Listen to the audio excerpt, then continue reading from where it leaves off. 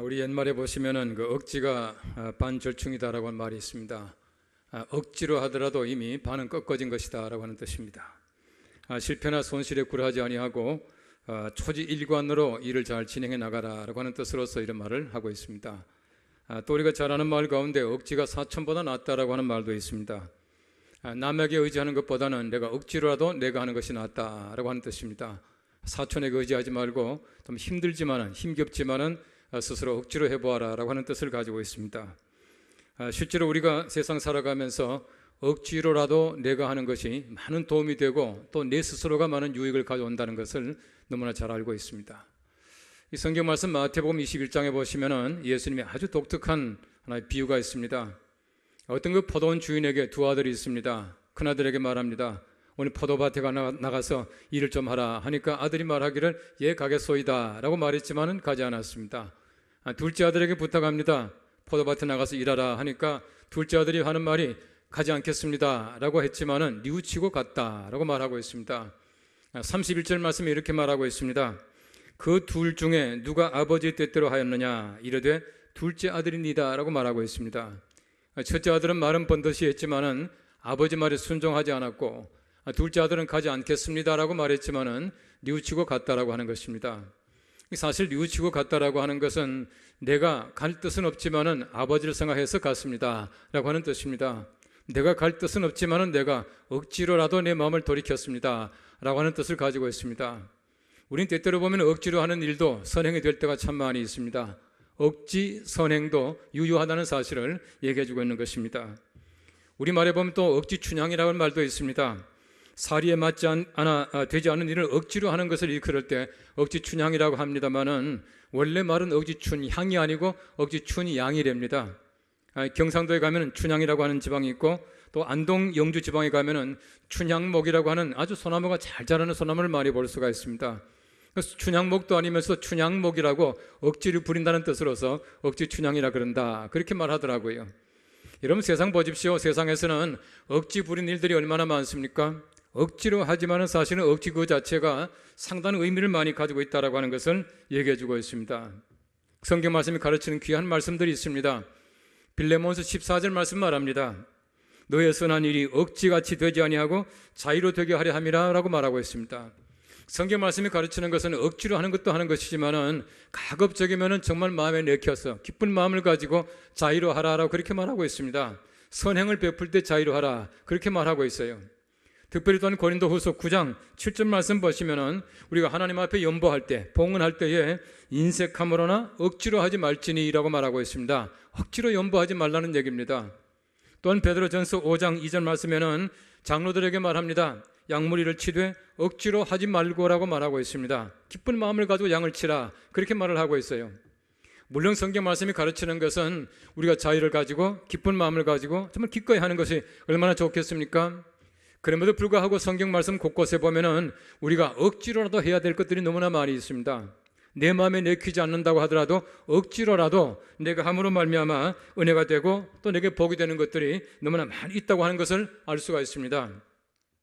왜 우리가 억지로 해야 됩니까? 억지로라도 해야 된다고 하는 것은 우리가 우리 자신을 위해서 영적 성장을 위해서 억지로 할 때가 참 많이 있다고 하는 것을 얘기해 주고 있는 것입니다. 여러분 교회라고 하는 것은 자발적인 기관입니다. 자발적인 기관이에요. 여러분들이 연동교회 나오지 않는다고 해서 누가 벌금을 매깁니까? 오늘 주일날 교회 안 나왔다고 해서 잡아갑니까? 그것도 아니에요. 여러분들이 교회 와서 봉사하는 것 모든 것들 전부 다가 자발적입니다. 자의적으로 하는 것이지만은 그러나 우리가 억지로라도 교회에 나와서 억지로라도 섬기는 것이 굉장히 내게 유익합니다. 왜냐하면 그것이야말로 내 영적 성장을 돕고 내가 살기 위한 굉장히 중요한 방편이다라고 하는 사실을 알 수 있게 되는 것입니다. 마태, 마가, 누가복음은 공동적으로 구레네 시몬에 관한 이야기를 적고 있습니다. 특별히 마태복음과 마가복음에 보시면은 억지로 구레네 시몬에게 십자가를 지었다라고 억지로라고 하는 말을 삽입하고 있고 누가복음에는 억지로 하는 말이 없습니다. 그냥 그에게 십자가를 지워라고 말하고 있는 것이에요.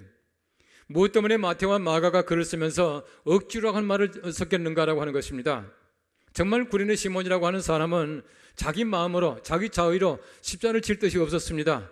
억지로 졌지만 억지로 진 십자가가 그에게 얼마나 큰 축복이 되고 얼마나 예수님을 많이 도왔던가 하는 것을 가르치고 있는 것입니다. 구레네로 하는 곳은 아프리카 북단의 리비아 서북편에 있는 조그마한 지방이라 그렇게 말합니다.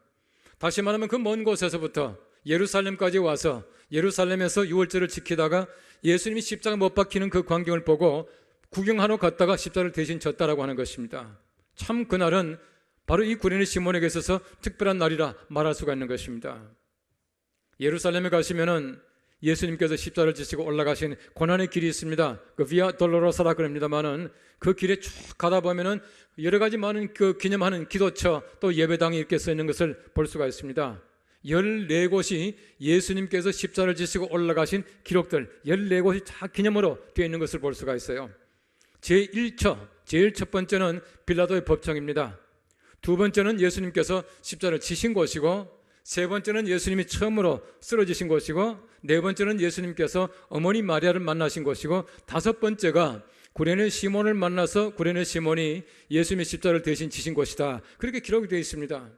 다시 말하면 구레네 시몬은 예수님께서 쓰러지셨을 때에 예수님 대신해서 십자가를 지심으로 말미암아 지금도 수많은 사람을 통해서 기념하는 곳, 기념하는 장소가 되었다고 하는 사실입니다.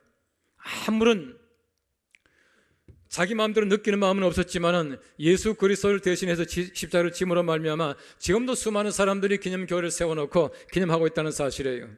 얼마나 복된 일입니까? 억지로 진 십자가가 우리들에게 큰 복이 된다는 사실을 얘기해주고 있는 것입니다. 우리가 십자가를 지고 주님을 따라가되 억지로라도 우리 십자가를 지고 주님을 따라갈 수 있는 귀한 주님의 백성들 되시기를 간절히 바랍니다. 오늘 성경 말씀 첫째는 말합니다. 십자가는 억지로라도 져야 합니다라고 말하고 있습니다. 오늘 성경 말씀 마가복음 15장 21절 말씀입니다. 마침 알렉산더와 루포의 아버지인 구레네 사람 시몬이 시골로부터 와서 지나가는데 그들이 그를 억지로 같이 가게 하여 예수의 십자가를 지우고 라고 말하고 있습니다. 억지로 졌다고 하는 것입니다. 말씀드린 대로 구레네 시몬은 아무런 그에 대한 책임이 없습니다. 져야 할 만한 책임이 아무것도 없다는 것입니다. 내가 지겠다라고 하는 그런 어떤 자의에 자칫 말하면 기쁜 마음도 없다고 하는 것입니다. 자기 자신의 의지가 아닌 다른 사람들이 강제로 십자가를 지워서 올라가게 했다, 그렇게 말하고 있는 것입니다. 이러면 사실은 십자가를 지고 싶은 사람은 없을 것입니다. 그러나 억지로 져야 합니다. 성경 말씀 말합니다. 예수님께서 말씀하시기를 누구든지 나를 따라오려거든 자기를 부인하고 자기 십자가를 지고 나를 따를 것이니라. 반드시 지라고 말씀하고 있습니다. 여러분, 십자가 얼마나 무거운지 아세요? 보통 십자가가 45kg 가까이 됐다 그렇게 말합니다. 엄청나게 무거운 것이에요. 이 무거운 십자가를 지고 올라간다고 할 때에 누구나 괴로운 것입니다. 누구나 힘든 것이지만은 그러나 십자가를 지기를 작정하고 지는 사람들에게는 십자가는 얼마든 질 수가 있다고 하는 것이에요. 억지로 진 십자가지만은 이 십자가를 통해서 얼마나 그에게 큰 은혜가 되었는지 몰라요. 억지로라고 하는 말은 헬라 말로 엥가류산이라고 하는 말입니다. 이 페르사에서부터 전통적으로 나왔다 그렇게 말하는데, 왕이 사람을 보냅니다. 군대를 보내든지 저정을 보낼 때에 왕이 보낸 사람은 지나가는 사람을 붙잡아 가지고 짐도 지우고 지나간 사람들의 말도 빼앗아 가지고 짐을 주고 가고 그러게 했대요. 이걸 억지로 합니다. 다시 말하면 그 당시에 전통적으로 그렇게 했다고 하는 것입니다. 그 당시의 전통에 따라서 구레네 시몬은 억지로 십자가를 지게 된 겁니다. 강제로 징집을 당한 것이에요. 여러분, 사실은 보면 예수님께서 산상본 마태복음 5장 41절 말씀에서 누구든지 너로 억지로 오리를 가게 하거든 그 사람과 심리를 동행하고 라고 하는 말이 있습니다. 학자들은 말합니다. 바로 이 말이 강제로 징발을 당하더라도 기꺼이 가라, 그 말이라 그렇게 말하고 있습니다. 이런 때때로 우리가 억지로 하는 것들이 많이 있습니다. 어차피 할 바에야 억지로라도 하는 것이 좋다는 것입니다. 하나님의 사람들에게 보십시오. 우리가 꼭 좋은 것만 할 수는 없는 문제예요. 내가 하기 싫지만 하는 것들이 얼마나 많이 있습니까? 억지로라도 해야 우리에게 덕이 되고 우리 생명에 도움이 되는 것들이 얼마든지 많이 있다고 하는 것입니다. 구레네 시몬은 바로 그랬습니다. 억지로 진 십자가였지만은 그 십자가 억지로 짐으로 말미암아 예수님께는 굉장히 중요한 보탬이 되었고 자기 자신에게 은혜가 되었고 자기 후손들에게 복이 되었다라고 하는 사실을 성경 말씀이 가르치고 있는 것이에요. 우리 교회가 아주 오래전에 사할린에 선교사를 보내기 시작했습니다. 지원하기 시작을 했는데 제가 처음에 사할인의 선교사를 지원해야 되겠다, 보내야 되겠다 생각한 것은 아주 단순한 생각이었습니다. 여러분, 그곳에 사는 많은 사람들 보십시오. 특별히 고려인들 보십시오. 얼마나 억울한 삶을 사는지 몰라요. 그 없는 자기 아무런 느낌이 없이 자기가 아닌 강제적으로 일제강점시대 때 일본에 잡혀간 사람들이에요. 일본에 잡혀갔다 많은 사람들이 필리핀이나 또 다른 곳에 다 이게 전쟁하러 갔지 않습니까? 이분들은 잡혀갔다가 사할린에 탄광에 많이 갔던 사람들이에요. 탄광에 가서 탄부 노릇을 했는데 한참 일하다 보니까 일본이 패전하게 되고 우리나라가 해방이 되게 되고 사할린은 자연적으로 소련 땅이 되어버렸다는 말이에요. 그 소련 땅이 되어가지고 내가 전혀 뜻하지 않았지만은 한국 사람인데도 불구하고 소련 사람이 되었다는 것입니다. 지금 러시아 사람으로 살고 있지 않습니까? 얼마나 억울합니까? 여러분, 강제로 징집이 되었다, 징발되었다고 하는 자체가 얼마나 억울한 일인지 몰라요. 인격이 말살되었습니다. 인간적인 대우를 받지 못합니다. 이런 참 괴로움과 슬픔 속에 살아가는 사람들이 지금도 얼마나 많은지 모릅니다. 그 사람들을 위로하기 위해서 사할린에 선교사를 파송하게 된 것이에요. 여러분, 구레네 시몬 보십시오. 강제로 징발을 당했습니다. 인격적인 모멸감을 가졌을 것입니다. 인간적인 대우를 받았겠습니까? 빨리 가지 못한다고 얼마나 욕을 많이 얻어먹겠습니까? 얼마나 수많은 사람들이 저런과 함께 십자가 메고 올라갔겠습니까? 이런 가운데 올라갔던 사람이 구레네 시몬이라고 하는 사람이었습니다. 여러분 잘 아시는 게오르교의 25시라고 하는 그 소설이 있습니다. 뭐 영화화되어서 많은 분들이 보신 줄로 압니다만은 그 주인공 요한 모리츠라고 하는 사람이 나옵니다. 전혀 뜻하지 않지만 자기가 잡혀가고 억울하게 팔려가고 해서 한참 있다가 집에 돌아와 보니까 자기 아내는 다른 사람의 아기를 낳고 있고 마침내 집에 돌아오지 않습니까? 여러분, 게오르교가 말하고 있는 요한 모리츠가 누굽니까? 우리 모두가 실존적인 요한 모리츠다, 그 말입니다. 여러분, 세상을 살면서 보십시오.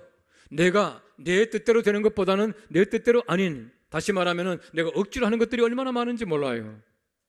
이것이 바로 우리 사람들의 삶입니다. 특별한 사람만 그렇게 사는 것이 아니에요. 우린 바로 억지로라도 해야 되는 것들이 너무나 많이 있습니다. 억지로 밥을 먹어야 해요. 입맛 없으면 밥맛으로 먹어야 합니다. 왜 그렇습니까? 살기 위해서요. 여기 병원에 가보십시오.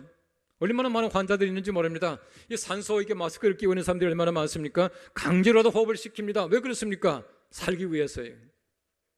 아마 투석하시는 분들 저러 계실 겁니다. 왜 투석을 합니까? 신장이 기능을 하지 않습니다. 강제로라도 피를 걸러줘야 합니다. 그래야 삽니다. 제가 아는 분들, 여러분들 보니까 인공 이게 박동기를 차고 있어요. 왜 그거 하고 있습니까? 심장이 내 스스로 기능하지 못하니까 억지로 뛰게 만들어주는 것이에요. 억지로라도 뛰게 만들어야 산다는 얘기입니다. 다시 말하면 우리가 억지로 한 것들이 얼마나 많습니까? 왜 그렇게 합니까? 살기 위해서요. 우리 신앙이 마찬가지입니다. 왜 억지로 십자가를 져야 합니까? 억지로라도 십자가를 져야 이것이야말로 내 생명을 구할 수 있고 내가 억지로라도 살아야 한다는 것을 말씀해주고 있는 것이에요. 성경 말씀에 나오는 탕자를 보십시오. 둘째 아들은 호랑방탕하게 자기 재물을 다 썼습니다. 돈이 떨어지고 나니까 사람도 떨어져요. 돈 떨어지고 나니까 얼마나 괴롭습니까? 얼마나 외로워집니까? 그게다 얼마나 배고픕니까? 집으로 돌아옵니다. 돌아올 때의 둘째 아들의 그 돌아오는 목적을 보십시오. 내가 이러다 굶어 죽겠구나. 우리 아버지 집은 풍성한데 라고 하는 그 이유 때문에 돌아옵니다. 그 아버지는 무조건 받아줍니다. 왜 받아줍니까? 이유가 어떻든 돌아온다는 그 사실 자체를 기쁘게 생각한다는 뜻입니다. 근데 보십시오. 돌아오고 싶어 돌아오는 것이 아니지 않습니까? 억지로 돌아오고 있어요. 왜요? 살기 위해서요. 먹기 위해서입니다. 우리 모두가 다 마찬가지입니다. 왜 우리가 하나님 앞으로 돌아갑니까? 우리가 하나님께로 돌아가는 이유는 우리가 살기 위해서입니다. 내 생명 때문에 돌아가는 것이에요. 억지로라도 돌아가야 합니다. 그래야 산다고 하는 사실을 말씀해주고 있는 것이에요. 우리 사람들의 믿음이라고 하는 것은 어디까지나 개인적입니다. 나와 예수 그리스도와의 관계, 내가 예수 그리스도를 구주로 믿습니다라고 하는 개인적인 관계예요. 예수님께서 세상 계실 때 많은 사람을 고치셔요. 고친 사람들을 보십시오. 그 수많은 사람들이 베데스다 못가에 몰려 있습니다. 예수님께서 한마디 합니다. 야, 너들 다 일어나라. 다 가버리라. 다 함께 나을 것입니다. 예수님 그렇게 하잖아요. 그 수많은 사람들이 모여있지만 예수님께서는 38년 된 병자 한 사람에게 가서 일으켜서 보내십니다. 일어나 상을 들고 걸어가라 말씀하지 않습니까? 여러분, 적어도 우리가 38년 동안 병자였다라고 하는 사람은 걸어갈 수 없는 사람이에요. 다리에 힘이 있겠습니까? 팔에 힘이 있겠습니까? 상을 들고 어떻게 걸어갑니까? 예수님께서 말씀하셔요. 상을 들고 걸어가라 말씀합니다. 억지로라도 들어야 합니다. 억지로라도 걸어가야 합니다. 그래야 삽니다. 이것이 곧 예수님께서 우리에게 베푸시는 개인적인 은혜요 기적이라고 하는 것이에요. 안식일에 회당에 들어가 보니까 한편 손 마른 사람이 있었습니다. 누가는 말합니다. 오른손 마른 사람이라 그렇게 말하고 있어요. 예수님께서는 수많은 사람들이 잡고자 하여 보고 있는데 말씀합니다. 일어서라. 일어났습니다. 예수님께서 말씀하세요. 내 손을 내밀라 말씀합니다. 여러분, 손 내밀 수 있는 사람이 오그라지게 이렇게 이루고 있겠습니까? 이 사람은 손을 펼 수 없는 사람이에요. 내밀 수 없는 사람입니다. 예수님께서 말씀하셔요. 내밀라 말씀합니다. 억지로라도 손을 내밀어야 합니다. 그러면 낫습니다. 이게 회복이며 이것이 곧 생명이라고 하는 것이에요. 여러분, 저도 우리가 살기 위해서는 억지로라도 해야 합니다. 왜 신앙의 생활을 합니까? 왜 말씀과 기도 생활을 합니까? 살기 위해서입니다. 억지로라도 기도해야 하고 억지로라도 말씀 보아야 하는 이유가 바로 여기에 있습니다. 그렇지 않으면 우리는 죽어버리고 만다는 것입니다. 생명 이런 삶을 살 수밖에 없다고 하는 것이에요. 2세기 초대교회는 초기에 아주 이단들이 많았습니다만 대표적인 두 이단이 있었습니다. 한 이단은 가현설이라고 하는 이단이고 한 이단은 양자설이라는 이단이에요. 가현설이 뭐냐 하면 예수님의 신성만 인정합니다. 예수님께서 신성과 인성을 동시에 가지고 계시는데 예수님이 신성만 인정하다 보니까 예수님은 하나님이시기 때문에 절대로 죽을 수가 없어요. 예수님은 죽으실 수가 없기 때문에 구레네 시몬이 십자가를 지고 올라가서 사실 십자가에 못 박혀 죽은 것도 구레네 시몬이라고 주장하는 것이에요. 예수님은 절대 죽을 수가 없다는 겁니다. 구레네 시몬이 죽었는데 많은 사람들이 환각 가운데서 예수님이 죽었다라고 생각했다는 겁니다. 이 가짜로 나타났다는 것이에요. 이게 가현설입니다. 가장 많이 중요한 사람이 바로 바실리데스라고 하는 이단이었습니다. 또 한편의 이단은 예수님의 신성만 인정합니다. 예수님은 사람이지 하나님이 아니다라고 하는 것이에요. 예수님이 어릴 때 성장하시는 모습 보니까 너무 착하고 너무 아름다워요. 예수님께서 세례 받으실 때에 하늘에서 비둘기가 내려왔고 성령이 내려왔고 음성이 들려옵니다. 이는 내 사랑하는 아들이요 내 기뻐하는 자다 라고 하나님이 말씀하시면서 이는 내 사랑하는 아들이다 라고 양자 삼았다 해서 양자설 그렇게 말합니다. 둘 다가 이단이에요. 여러분 보십시오. 예수님께서는 구레네 시몬이 주신 십자가를 지고 올라가셨지. 올라가서 예수님이 십자가 못 박히셨죠. 여러분, 대신 십자가를 질 수 있지만은 대신 십자가에 죽을 수는 없는 문제입니다. 예수님이 죽으셔야 우리가 살 수 있다고 하는 것이에요. 예수님께서는 바로 그렇게 하셨습니다. 지금도 마찬가지입니다. 구레네 시몬은 억지로 대신 지신 십자가이지 대신 죽은 사람은 아니에요. 구레네 시몬이 십자가 짐으로 말미암아 복받은 것처럼 우리도 마찬가지입니다. 억지로라도 교회 나와야 해요.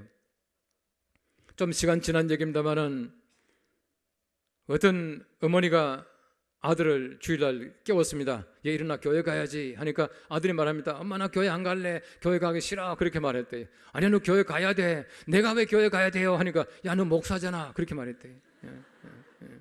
억지로도 가야 됩니다. 교회 나오셔야 돼요. 목사만이 아닙니다. 전부 다 교회 나와셔야 합니다. 왜 교회 나와야 되느냐? 바로 이것이야말로 우리가 구원받는 길입니다. 여러분들 힘들더라도 교회까지 나오셔서 예배하시고 기도하시고 말씀 묵상하셔야 내 생명이 산다는 것입니다. 여러분 억지로라도 여러분께서 그렇게 하심으로 말미암아 여러분의 신앙적인 삶을 통해서 생명 사는 귀한 삶을 사는 여러분 되시기를 간절히 바랍니다. 오늘 성경 말씀 두 번째는 말합니다. 예수님의 십자가를 지면 예수님이 주시는 복을 받습니다 라고 말하고 있습니다. 이 성경 말씀 분명히 말합니다. 예수의 십자가를 지고 그렇게 말하고 있습니다. 구레네 시몬의 십자가 아니에요. 예수님 십자가입니다. 예수님 십자가를 내가 졌더니 내가 복받더라라고 하는 얘기입니다. 다시 말하면 십자가를 대신 졌다고 하는 것은 얼마나 큰 축복인지 모릅니다. 얼마나 큰 선택인지 몰라요. 예수님께서 말씀하셔요. 마태복음 25장 40절 말씀에는 지극히 작은 자 하나에게 한 것이 곧 내게 한 것이니라.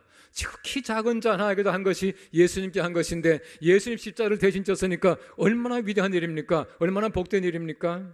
이런 복된 사람이 있겠습니까? 정말 놀라운 축복을 받은 것이다 라고 말할 수가 있다는 것입니다. 어떤 분이 구레네 시몬에 대해서 쓴 글을 보니까 제목이 재수 없는 사람, 재수 없는 날이래요. 이 구레네 시몬은 참 재수 없는 사람이었습니다. 참 그날은 구레네 시몬에게 재수 없는 날이었습니다. 그 많은 사람 가운데에 하필이면 구경 갔다가 자기가 잡혀가지고 십자가 메고 올라갔잖아요. 근데 그 결론을 보니까 재수 없는 사람, 재수 없는 날이 아니라 재수 있는 사람, 재수 있는 날이었다는 것이에요. 얼마나 복된 일입니까? 내가 예수님의 십자가를 조금 거들기만 해도 복될 텐데 예수님 십자가를 대신 내가 졌으니까 얼마나 귀한 일입니까? 얼마나 대단한 일입니까? 얼마나 재수 있는 날입니까? 알고 보니까 엄청나게 축복된 사실이라는 것을 얘기해주고 있는 것이에요.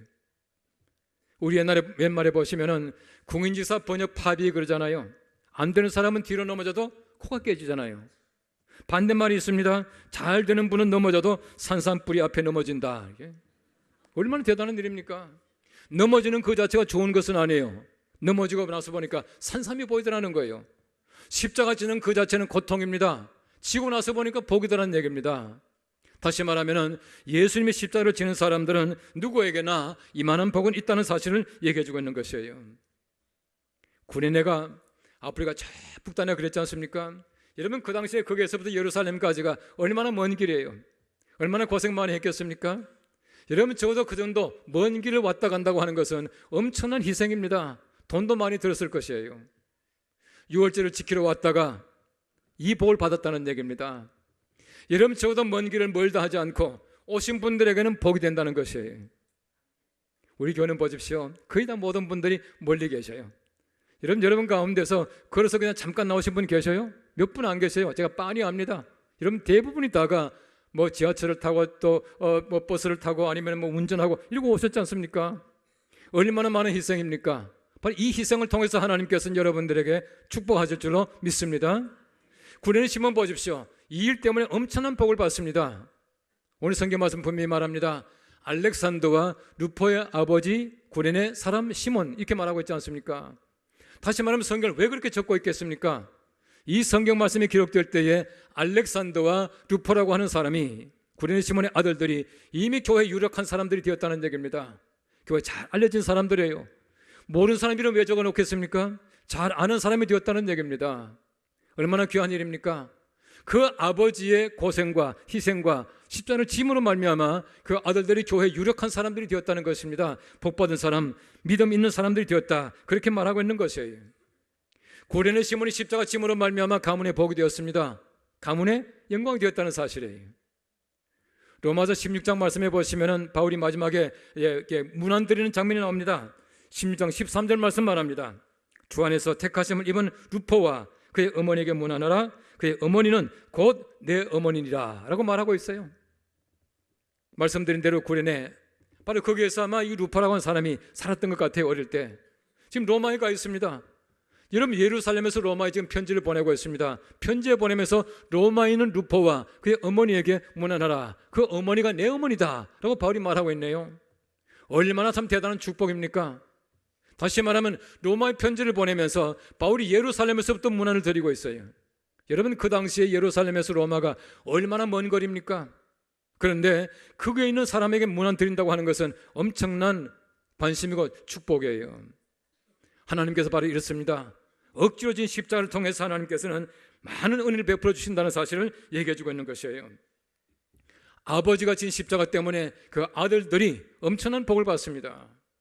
억지로 진 십자가지만은 그 자손들에게 큰 복이 된다는 사실을 성경 말씀에 기록하고 있는 것이에요.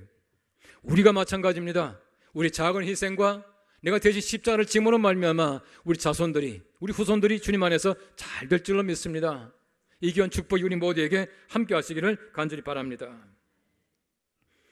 신라 내무랑 때에 나라가 약했기 때문에 이 고구려와 외국 일본의 왕자들을 볼모로 보냈답니다. 그 한 왕자가 보코라고 하는 왕자였고 또 한 왕자가 미산이라고 하는 왕자였어요. 근데 그 아들 눌치왕이 왕이 되자마자 잔치를 베푸는데 한숨을 푹 내쉬는 거예요. 충신들이 볼 때 얼마나 마음이 안타깝습니까? 폐하 왜 한숨을 쉬십니까? 그때 그 왕이 말합니다. 눌치왕이 말하기를 나는 이렇게 왕이 되었는데 내 아우들을 언제 볼꼬? 이미 잡혀간 지가 20년이 지났는데 언제나 볼꼬? 라고 말을 했습니다. 근데 그 잔치에 참여하고 있던 박재상이라고 하는 충신이 그 자리에서 벌떡 일어나서 제가 가겠습니다 하더만 그 자리에서 바로 출발해버리고 말았습니다. 고구려에 가보니까 눌지왕이 고구려 사람들이 굉장히 좋은 인상을 가지고 있기 때문에 복호 왕자를 쉽게 풀어주더랍니다. 그 왕자와 함께 다시금 왔습니다. 왔지만 그 왕 마음에는 아직도 외국에 잡혀가 있는 미사한 왕자를 생각하지 않습니까? 내 다른 아우는 언제 볼꼬? 또 그렇게 말하니까 박재상이 말합니다. 내가 가겠습니다. 집에도 들르지 않고 바로 갔답니다. 배를 타러 나가는데 그 집에서 그 아내가 그 얘기를 듣고는 뛰어갑니다. 남편을 만나러 뛰어가는데 이미 배가 출발해요. 박재상이 말합니다. 내가 나라 위해서 몸을 바친 사람인데 어떻게 집을 들리겠는가? 집에 가서 기다리라 하면서 배를 타고 가버리고 말았어요. 가기 전에 박재상이 왕에게 말합니다. 내가 배가 떠나가거든 이렇게 말해 주십시오. 박재상 그 사람은 아주 나쁜 사람이고 나라 배신하고 일본 도망친 사람이라고 그렇게 소문을 내주십시오. 그렇게 말했습니다. 그 소문이 점점 번져나갑니다. 그런데 일본에 갔더니 왕이 말합니다. 어떻게 왔는가? 일왕에게 말합니다. 내가 고구려에 가서 왕자를 데리고 왔는데 포상은커녕 나를 배반자로 몰아서 죽이려고 해서 내가 도망쳐 왔습니다. 내가 왕의 신하가 되겠습니다. 라고 거짓을 고했습니다. 왕과 점점 가까워지니까 왕이 많은 것들을 열어주고 함께 갈 수 있도록 만들어 주었어요. 왕자를 만나게 되었습니다. 어느 날을 택해서 안개가 자욱하게 낀 날입니다. 그때 미사한 왕자를 깨웠습니다. 왕자님 빨리 일어나십시오. 빨리 도망치십시오. 내가 사실은 이만저만해서 여기 왔습니다. 라고 자기 자신의 모든 얘기를 다 했습니다. 그때 왕자가 말합니다. 우리 같이 가자. 같이 가면 금방 들통날 것 같으니까 혼자 가라고 하랬습니다. 난 여기 있겠습니다. 난 이미 죽기를 각오한 사람입니다. 왕자님 빨리 가십시오. 그 안개를 틈타서 왕자가 신라까지 도망을 갔습니다. 그럼 박재상은 거기서 잡혀서 목이 베어서 죽었습니다. 그러고 나서 눌지왕이 얼마나 마음이 안 됐습니까? 왕자들을 구하기 위해서 생명을 바친 박재상 그 아들들에게 좋은 벼슬을 내렸다는 겁니다. 심지어는 그 왕자 미사원에게 박재상의 딸과 결혼할 수 있도록 만들어줬다고 하는 것이에요. 아버지 희생으로 말미암아 그 자녀들이 벼슬을 갖게 되고 집안이 흥하게 되었다는 얘기입니다. 우리가 마찬가지입니다. 우리가 대신 지는 십자가를 통해서 우리 주님께서는 우리들에게 놀라우신 은총을 나와 내 자손들에게 베풀어 주십니다. 우리 작은 희생으로 말미암아 내가 가지는 이 십자가의 고통으로 말미암아 우리 자손들이 우리 자녀들이 잘 되는 놀라운 축복이 함께 하시기를 간절히 바랍니다. 내가 억지로라도 교회 열심히 봉사하고 충성을 다해서 내가 하나님 섬김으로 말미암아 우리에게 하나님이 주시는 축복이 우리를 통해서 대물림할 수 있게 되기를 간절히 바랍니다. 그래야 우리 후손들이 나보다 신앙적으로 더 잘 되는 놀라운 은총이 우리 모든 가정들에게 함께 하시기를 간절히 바랍니다. 기도하겠습니다.